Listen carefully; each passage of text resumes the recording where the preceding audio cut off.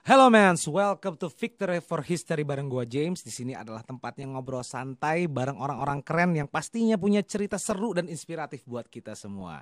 Nah, hari ini nih kita kedatangan seorang narasumber yang pastinya oke banget. Dia adalah seorang sutradara dan kita bakal nanya-nanya tentang soal kehidupan pribadinya dia, karirnya dia, dan semua hal yang bikin hidup lebih berwarna. Siapa dia? Ini dia profilnya.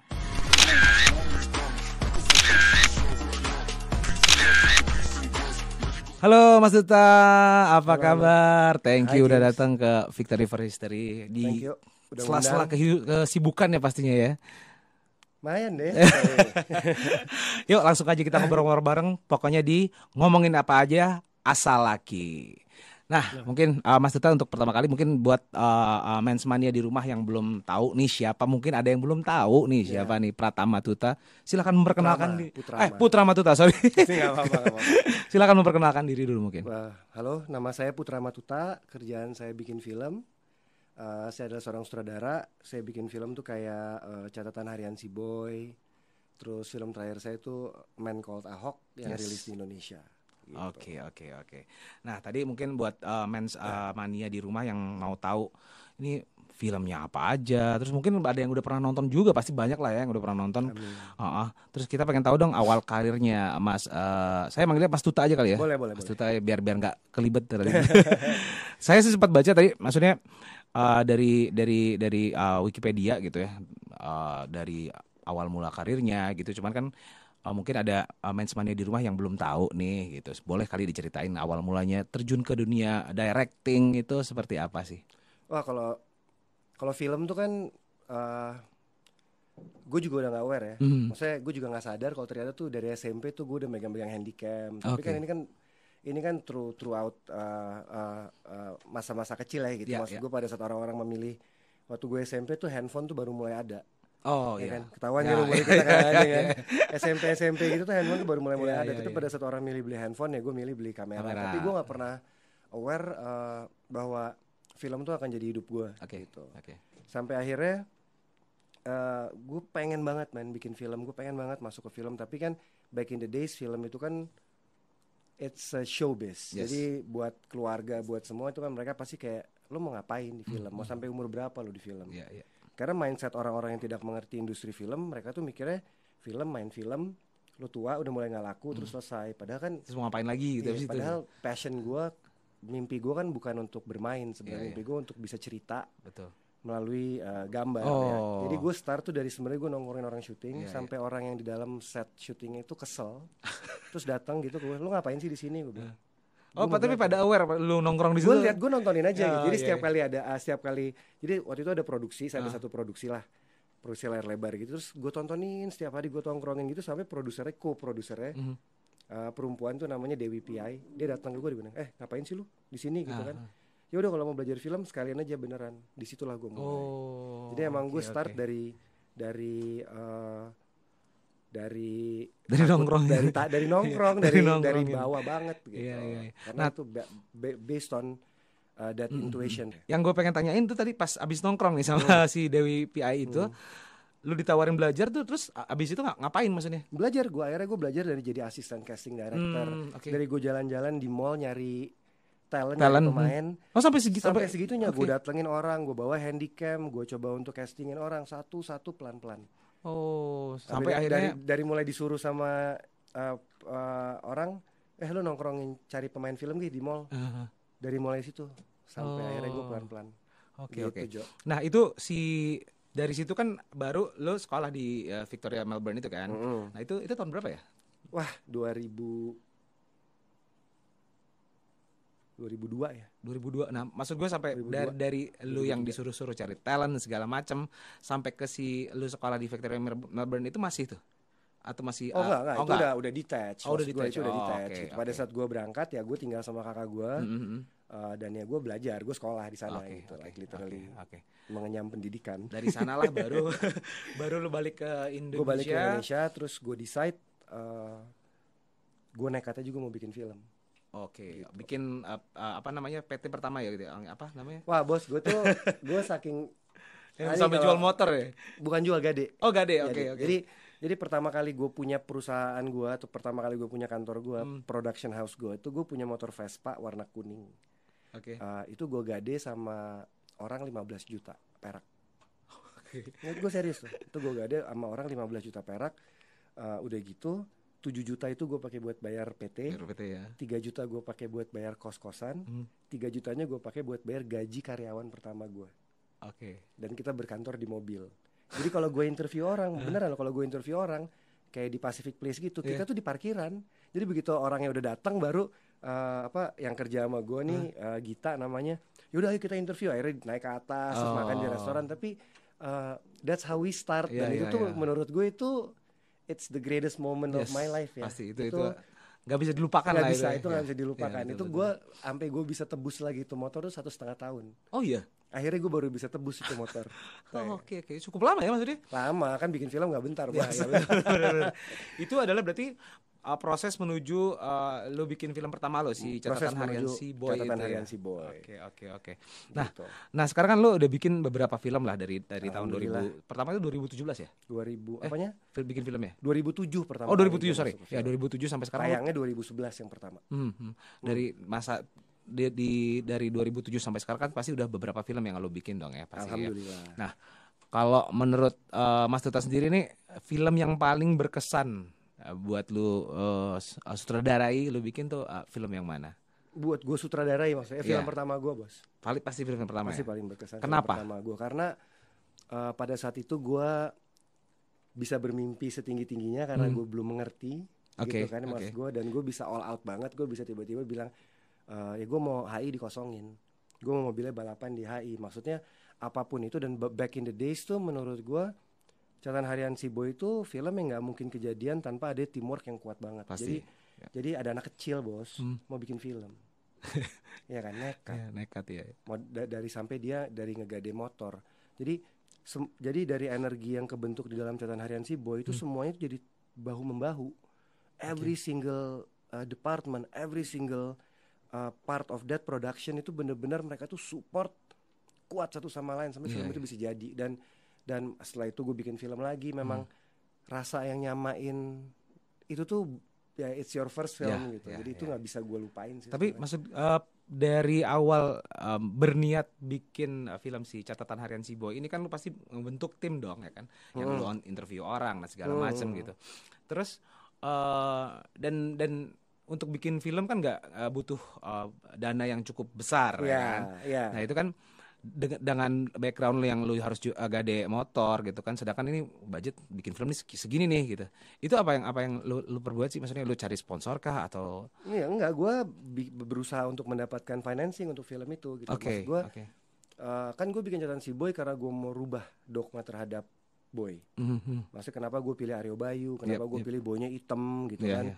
Bukan yang putih atau yang maksudnya yang emang looknya tuh very cowok different dari boy yang sebelumnya gitu. Karena gue selalu bilang ini setiap kali gue di interview ditanya mengenai Boy, karena gue benci banget sama Boy. Beneran, karena at that moment semua cewek-cewek tuh sukanya tuh cowok harus Indo, kan? Wah pokoknya cowok kayak gue tuh literally susah. Maksudnya kayak, aduh gitu. Kayaknya setiap kali ada yang gitu. Jadi gue mau bikin cowok Indonesia tuh keren. Jadi begitu gue pitch itu ke Prambors, mereka tuh kaget.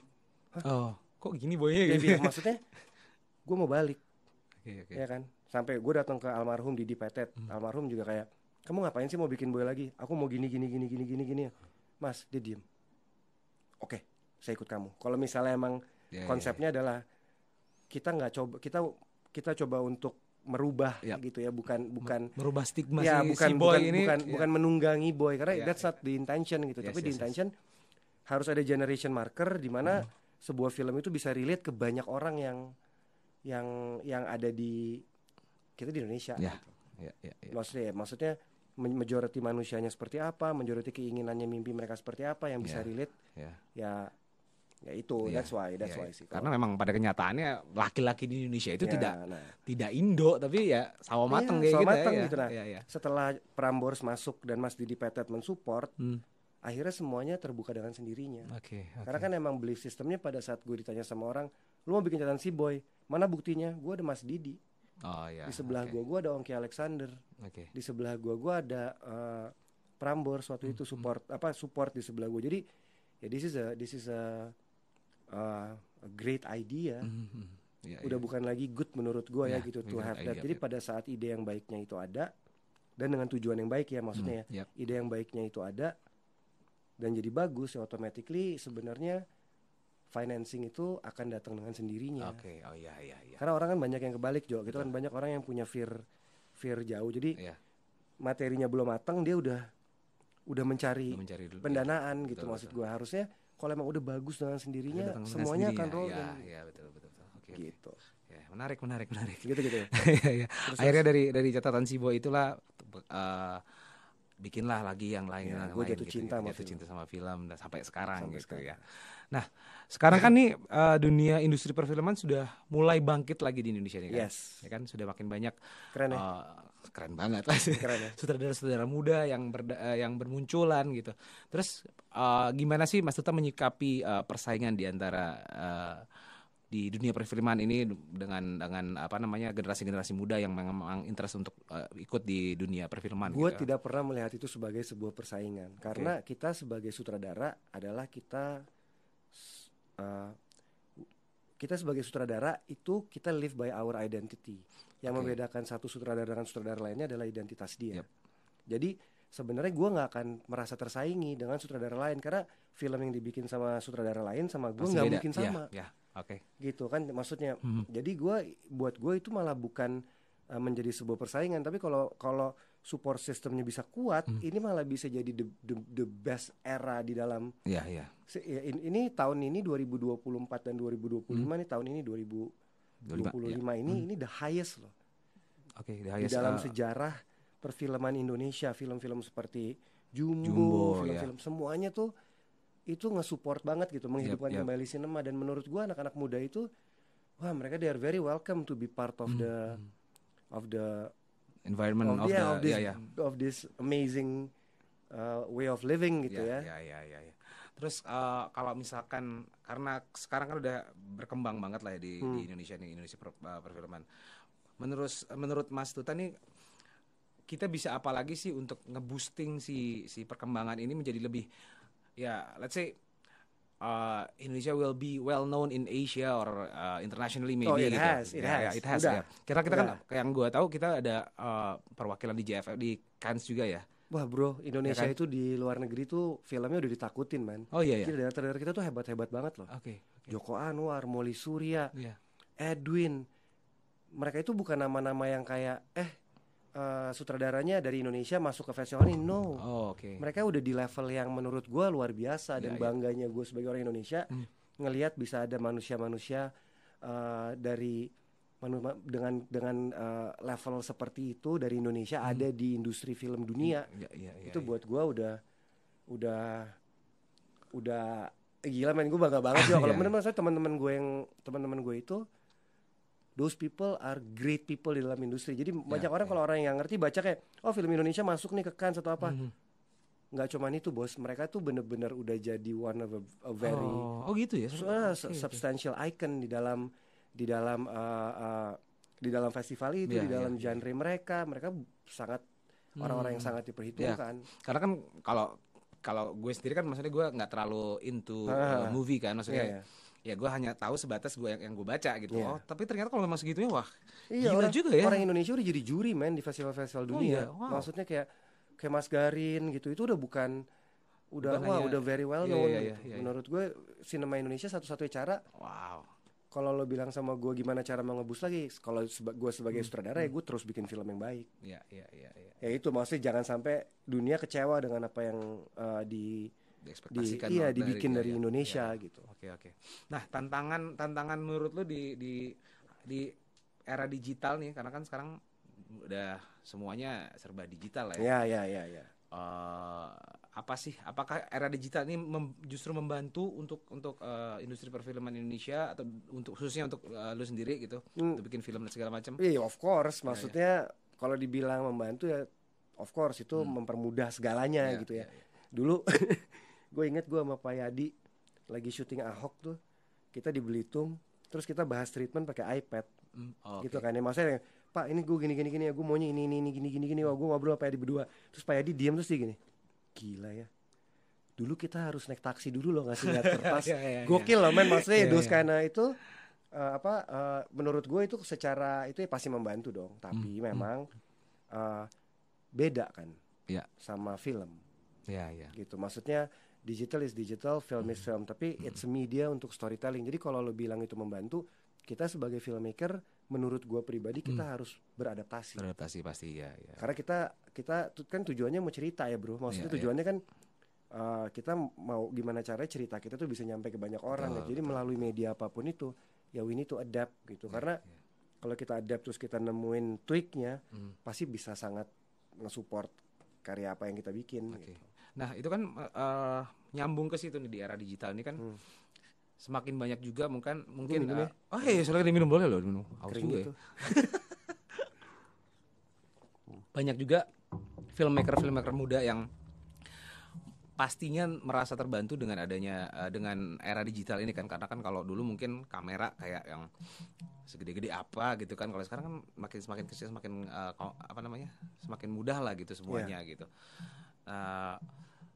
Kalau untuk komunitas perfilman sendiri nih kalau di Indonesia yang untuk muda-muda ini ada nggak sih komunitasnya? Banyak. Sekarang festival kita aja di Jogja, JAF. Oh ya JAF ya. Jogja Film Festival itu udah consider one of the biggest di Asia. Di Asia. Jadi sebenarnya rumah untuk komunitas filmmaker itu banyak sekali. Tapi mereka harus proaktif. Maksudnya karena orang bikin film kan harus lapar ya. Gitu. Mereka harus terus kejar gitu apa yang mau. Dan kalau tadi lo bilang kayak urusan digital apapun, gila men, you already have a camera in phone gitu. Your phone gitu, lo bisa syuting apapun kapan pun. Jadi lo harus latihan. Iya. Oke. Jadi kalau dari gua ya gitu. Iya. Jadi buat filmmaker muda nih sering-sering aja bikin film short movies apa kayak gitu yang untuk melatih skill dan segala macam ya kan. Nah, tadi kan lu cerita juga nih dari pas lu SMA tuh lu udah mulai belajar nyuri-nyuri ya kan segala macam. Nah, keluarga tuh ngedukung gak sih sebenarnya pas awal-awal? Pertama enggak. Cara gua meyakinkan keluarga gua adalah karena keluarga gue itu tidak mengerti yang namanya industri. Nyokap gue itu seniman, bos. Oke. Nyokap gue itu desainer dan seniman. Oh, padahal seniman nyokap gue. Tapi film itu memang jauh bukan dari apa yang bukan, dia tidak mengerti lah. Bukan tidak mengerti, buat dia it's just showbiz gitu, you know. Oke. Showbiz itu bisa mengarah ke banyak hal yang ya maksudnya ya gimana lah gitu kan. That's what she thinks. Sampai akhirnya gue harus main film. Lu main film? Lu main film? Gue main. Gue main gak beneran nih. Gue main film. Terus gue dibayar 1.200.000. Terus gue ingat banget itu maghrib. Gue lupa pokoknya maghrib jam 6 jam setengah 7 gue ingat banget. Terus gue bawa nyokap sama bokap gue ke depan TV, gue nyalain. Oh, film yang lu mainin tuh? Iya, film yang gue mainin. Karena yang karena ini gue perlu izin nih dari mereka gitu. Gue mainin di film yang itu, di gue nyalain di TV. Terus udah gitu gue taruh duit 1.200.000 di meja.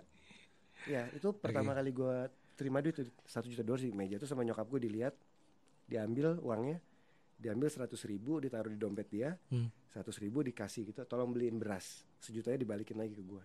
Abis itu gue boleh ke industri. Abis itu dia nggak pernah ngomong macem-macem lagi pada saat gue ke film. Oke. Itu juga mungkin jadi satu momen yang nggak akan terlupakan lah sama lu ya, karena itu adalah titik balik orang tua lu jadinya support ke apa yang lu lakukan gitu ya. Ya itu. Terus ada nggak sih ujangan dari orang tua lu nih yang prinsip yang buat lu ngejalanin hidup yang mereka kasih, yang lu masih pegang sampai sekarang? Karena kan biasanya orang tua gitu ya. Nyokap gue tuh santai banget, bos. Nyokap gue tuh santai banget. Nyokap gue tuh asik banget orangnya. Maksudnya ya dia seniman gitu kan ya. Tapi kalau nyokap gue dari dulu tuh cuma bilang jangan mati. Ya beneran nih. Nyokap gue tuh bilang, denger ya, gue punya permintaan sama lo gak banyak-banyak. Jangan mati. Ya kan. Jangan masuk penjara. Jangan rusak hidup anak orang. Itu dari dulu tuh nyokap gue cuma punya jangan ketiga itu. Ya kan. Terus jangan pernah lo menggunakan sesuatu yang membuat badan lo minta. Dalam arti kata, please don't do drugs. Nah, gue cuma minta gitu ya. Maksudnya jangan pernah lo menggunakan maksudnya jangan rusak lah badan lo. That's the only thing nyokap gue. Jadi di luar itu dia nggak pernah macam-macam sama gue. Go ahead gitu sebenarnya. Itu kalau jangan sih Ya itu ya Itulah. sisanya itu pelajaran gue sama hidup gue sendiri. Tapi maksud gue dari ujangan-ujangan yang nyokap lu kasih nih, lu jalanin nggak? Oh ya iyalah. Ya. Gue sih nggak mau munafik bro, maksud gue tuh percaya banget gini ya. I don't care what people say, tapi gue percaya banget kalau kalau lo mau hidup lo baik-baik aja, cuman ada di tangan emak lo sama bini lo, udah kelar. Ya. Begitu lo sakitin satu itu pasti hancur lo main. Udah potong kuping gue pasti hancur. Oke. Lo bisa jadi orang sekaya-kaya apapun itu, the moment you kill one of atas lo atau samping lo gitu, pasti lo hancur. Jadi gue udah percaya tuh bos sama itu. Gue semua film, semua decision, semua apa gue pasti ngobrol sama ibu gue. Ngobrol, oke. Every good things, gue tuh kalau gue dapet kabar baik pasti 2 orang yang gue telepon ya. Yang pertama kali Itu dulu lah itu gitu, dulu, nggak bakal orang lain gitu. ya, oke. Jadi hubungan gue sama nyokap gue lumayan Deket lah ya pasti ya. Ya Oke, kita nice. besties, cuman berantem mulu aja. Ya, jadi ya. Ya, wajar kalau itu sih ya. Ini mau diapain Jo? Iya. Terlalu mirip kayak. Terus menurut lo nih peran lu dalam dunia industri perfilman Indonesia itu sudah sejauh apa sih? Apa sih yang pengen lo kasih sama industri film Indonesia? Gue merasakan berjuang bersama teman-teman gue pada saat semuanya belum ada. Oke. Gue ngelihat usahanya Joko, Salman, Mbak Lasha, almarhum Richard Lance gitu ya, itu teman-teman sutradara. Mereka tuh sampai berusaha untuk membangun asosiasi dari awal gitu, you know. Terus di tahun 2012, maksudnya gue melihat bagaimana beratnya teman-teman tuh pengen mengembalikan industri film di Indonesia gitu. Karena dulu gue kebagian megangin akte, nungguin akte jadi. Jadi nungguin, jadi yang sisanya teman-teman kan yang ngelit gitu. Tapi gue ngerasain itu. Terus tahun 2012 gue itu pergi ke Cannes. Itu gue cuman 3 orang Indonesia, sama dari pemerintah 2 orang, mungkin 5. Tapi kita nggak bersama-sama. Waktu itu gue, Pia, Prisia Nasution, terus ada beberapa lah orang Indonesia tapi nggak banyak gitu. Terus tahun 2024 gue ke Busan, ada 150 filmmaker yang di sana. Ngerti loh, jadi maksud gue di Indonesia udah segitunya loh bos. Iya. Jadi maksud gue jadi kayak kalau dibilang apa yang mau gue kasih, gue akan kasih apa aja kalau yang gue bisa. Nah, maksud lebih ke ini ya sih, maksud gue. Sekarang lu melihat diri lu di dunia industri perfilman Indonesia itu sudah sejauh apa? Nah, masih kecil bos, belum apa-apa. Gue sih baru mulai. Enggak lah, I still know, seriously. Karena the beauty of filmmaking atau the beauty of menjadi seorang sutradara film atau pembuat film atau filmmaker adalah setiap kali film itu selesai lu mulai lagi dari nol. Ya memang. Ya, jadi film terbaik lu adalah film lo yang berikutnya, bukan film lo yang kemarin. Nah, living in that hidup di fase yang seperti apa, bukan di fase ya, hidup di cara hidup yang seperti itu ya. Maaf di bahasa gue, hidup di cara hidup yang seperti itu pasti selalu ngebikin diri lu balik lagi ke nol. Habis film lo kelar, lu pasti jadi ngerasa orang yang nggak tahu apa-apa lagi. Oke. Ya you understand, tapi karena lu harus find that hunger lagi loh bos. Kalau misalnya kalau lu tau gak sih kalau lo pertama kali ngelakuin sesuatu kan lo ada deg-degannya apanya gitu, semua takutnya. Nah, setiap kali mau bikin film harus ada itu gitu rasanya. Harus ada itu rasanya menurut gue ya, gue pribadi ya, itu tuh that fear gitu, that panic, that everything itu tuh harus balik lagi ke lo untuk lo bisa terus create sesuatu tuh yang baru gitu. Karena kalau enggak nanti lo akan terjebak di apa yang lo tahu aja gitu. Tapi kan lo harus terus nge-build satu-satunya cara untuk mau bikin diri lo bisa jadi lebih dari yang sebelumnya adalah dengan lo belajar lagi kan. Jadi beauty of filmmaking gitu bos, balik lagi kan nol habis filmnya selesai. Kalau gue ya. Terus ada nggak sih ketakutan di diri lo sendiri gitu ya? Nih my next movie akan lebih bagus kayak dari sebelumnya gitu. karena kan kalau kita ya honestly speaking, gue nggak pernah mikirin itu kalau gue bikin film. Oke. Honestly speaking, maksudnya gue nggak pernah mikirin itu kalau gue bikin film. Yang gue pikir adalah film gue harus do my everything aja gitu. Karena kan maksud gue itu kan ekspektasi wajar orang ya, maksudnya yang nonton film lo pasti akan bertanya-tanya ini lebih bagus nggak nih filmnya gitu ya. Tapi bagus itu subjektif bos. Ya betul, memang jadi, ya sih. Jadi film itu kan lebih ke suka atau nggak suka. Yang bisa dilihat dari sebuah film itu apakah filmnya makin lama makin dewasa, atau filmnya stuck di situ kan kelihatan. Filmmaker kan makin lama dia pasti automatically filmnya pasti akan jadi lebih dewasa, lebih seiring dengan umur mereka juga gitu kan bertambah. Betul. Tapi kalau dibilang bagus, gue tuh nggak pernah bilang sih ada film bagus atau jelek, tapi gue suka apa nggak suka. Oh, iya. Ya kan, karena Cara that's pandang orang-orang berbeda. pasti ya. beda Iya, gitu. betul. Dan lo nggak bisa please semua orang gitu. Yes. Ya kan, gue pernah ketemu film yang bikin gue bahagia banget, tapi temen gue sampai, lu apa-apaan sih gue suka film gitu. Gila man, it makes me so happy gitu kan. Iya. Sedangkan tujuan lo bikin film memang mau apa? Lo harus bikin penonton lo happy kan. Yes.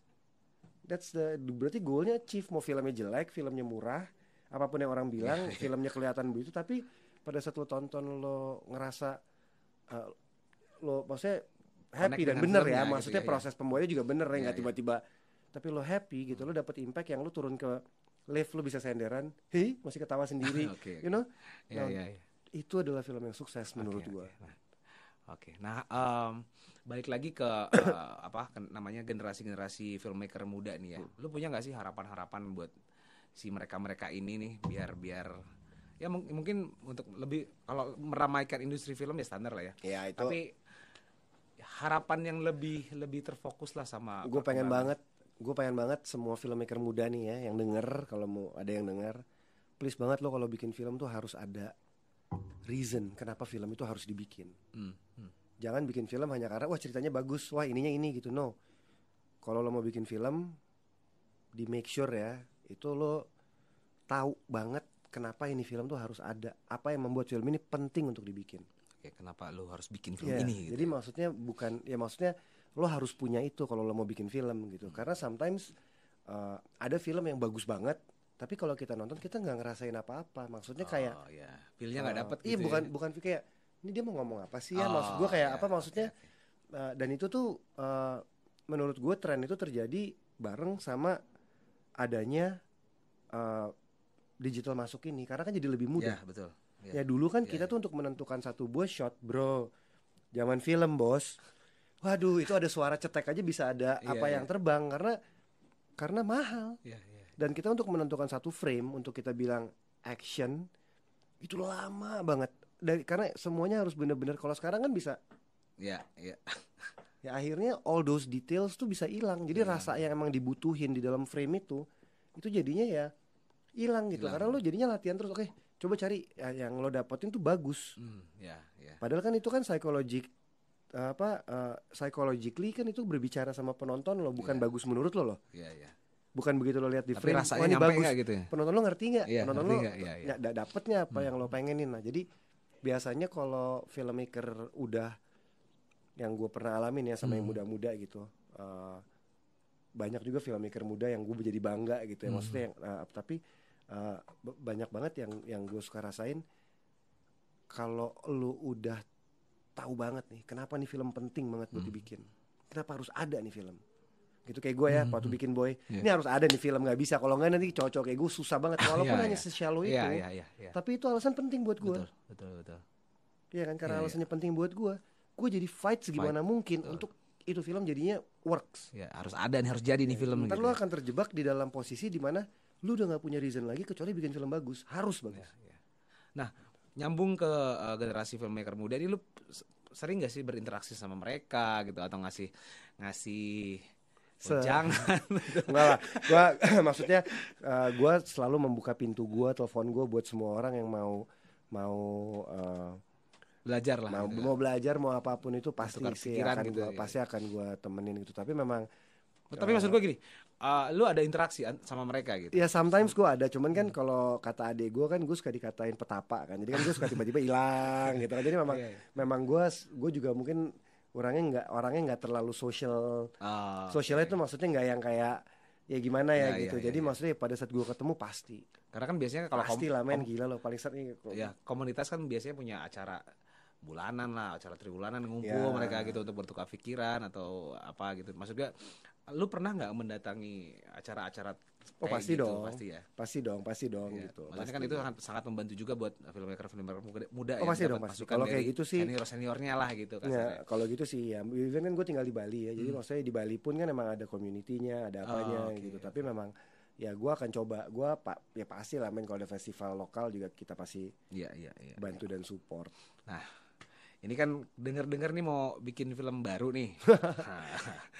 Jadi gini bos, kalau di film itu kalau belum kejadian jangan diomongin dulu. Nggak boleh. Tapi insya Allah Kalau semesta Gue mendukung, tanya nih padahal. ya beneran maksud gue, kalau semesta mendukung, mudah-mudahan tahun ini gue produksi lagi. Ya something yang emang udah gue tunggu udah lama lah, mudah-mudahan gue bisa kerjain gitu.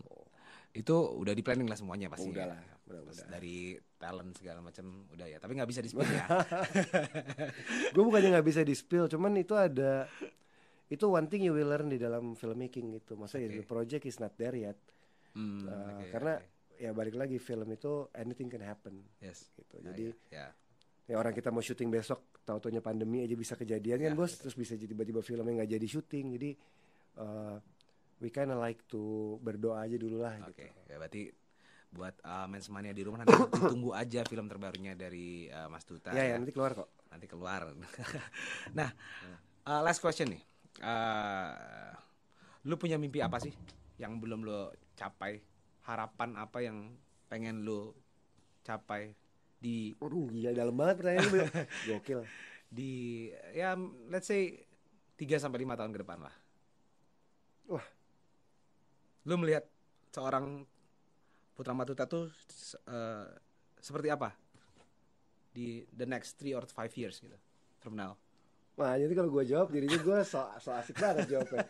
Ya nggak apa-apa kan, memang asik loh. Ya maksud gue